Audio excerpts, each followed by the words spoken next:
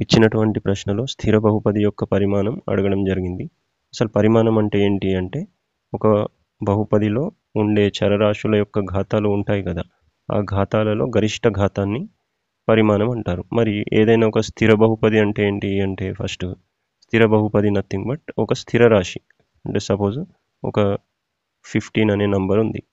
ఇదే దాన్ని మనం స్థిర బహుపది అని కూడా పిలవచ్చు. ఇప్పుడు దీని పరిమాణం ఎంత? పరిమాణం అంటే ఇందాక ఏం చెప్పుకున్నాం?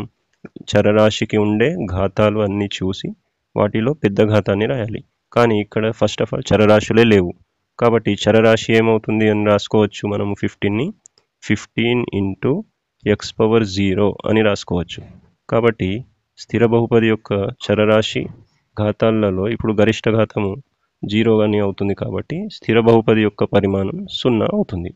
అయితే ఇది అన్ని స్థిర రాశులకు అప్లికేబుల్ కాదు. నార్మల్గా స్థిర బహుపది యొక్క పరిమాణం 0 అవుతుంది, ఓకే. కానీ ఇంకొక స్థిర రాశి ఉంటుంది మనకు 0 అని. 0 అనేది స్థిర బహుపది కాదు. 0 అనేది శూన్య బహుపది. ఈ శూన్య బహుపది యొక్క పరిమాణం ఏమవుతుంది మరి? ఈ శూన్య బహుపది యొక్క పరిమాణం నిర్వచించలేము. శూన్య బహుపది పరిమాణం నిర్వచింపలేము లేదా కనుగొనలేము అని రాయాలి. ఇది ఎక్స్ట్రా మీకు నోట్స్. కాకపోతే ఇప్పుడు మనకు వచ్చిన క్వశ్చన్కి మాత్రం ఆన్సర్ 0.